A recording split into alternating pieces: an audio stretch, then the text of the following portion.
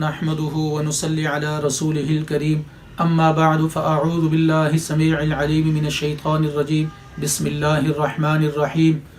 آج آپ حضرات کے سامنے نماز وتر کے وقت کو بیان کیا جائے گا کہ نماز وتر کا جائز وقت کیا ہے اور نماز وتر کا مستحب وقت کیا ہے۔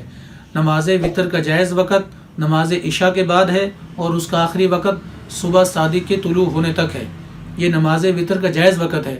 حضرت خارجہ بن حذیفہ رضی اللہ تعالیٰ عنہ فرماتے ہیں کہ آپ صلی اللہ تعالیٰ علیہ وسلم ہمارے پاس تشریف لائے اور فرمایا کہ اللہ رب العزت نے تمہارے لیے ایک اور نماز کا اضافہ فرمایا ہے۔ کیا فرمایا؟ کہ ایک نماز کا اور اضافہ فرمایا ہے جو تمہارے لیے سرخ اونٹوں سے بھی بہتر ہے، سرخ اونٹوں سے بھی بہتر ہے، اور اس کو اللہ رب العزت نے تمہارے لیے نماز عشاء اور صبح صادق کے درمیانی وقت میں مقرر فرمایا ہے۔ تو یہ نماز وتر کا جائز وقت ہے۔ نماز وتر کا جائز وقت عشاء کی نماز کے بعد اور آخری وقت صبح صادق کے طلوع ہونے تک۔ اور نماز وتر کا مستحب وقت کیا ہے؟ نماز وتر کا مستحب وقت یہ ہے کہ جس شخص کو تہجد پڑھنے کا شوق اور اٹھنے کی عادت ہو اور اسے قوی امید ہو کہ وہ آخری رات میں ضرور بیدار ہو جائے گا، تو اس کو نماز وتر آخری رات میں پڑھنی چاہیے، اس لیے کہ آخری رات کی عبادت، آخری رات کی نماز اللہ رب العزت کے ہاں قابل قبول ہوتی ہے۔ تو یہ ہے نماز وتر کا مستحب وقت، یعنی جس کو تہجد پڑھنے کا شوق ہو اور عادت ہو اور اسے کبھی اٹھنے کی امید ہو تو وہ آخری رات میں نماز وتر پڑھے۔ اسی طرح نماز وتر کے متعلق اگر کسی کو دعائے قنوت یاد نہ ہو، دعائے قنوت یاد نہ ہو تو وتر کی تیسری رکعت میں دعائے قنوت کی جگہ کیا پڑھے؟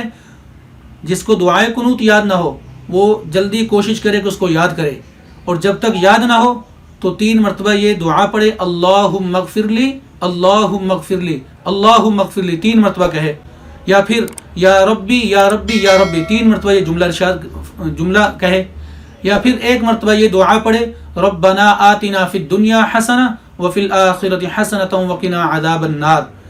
تو یہ اس کے لیے ہے جس کو دعائے قنوت یاد نہ ہو۔ بہرحال جلدی یاد کرنے کی کوشش کرے، جب تک یاد نہ ہو تو یہ دعا پڑھتا رہے۔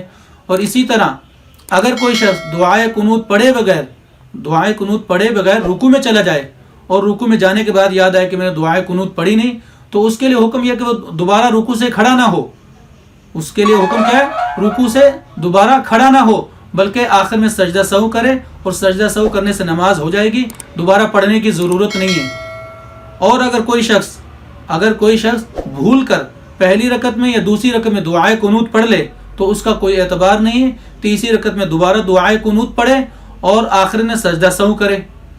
اور اسی طرح جو شخص وتر پڑھے، یعنی وہ آخر رات تک وتر کو مؤخر کرے گا، تو اس کے لیے حکم یہ ہے کہ پہلے نفل پڑھے، یعنی تہجد کی نماز پڑھے، تہجد کی نماز کے بعد وتر ادا کرے۔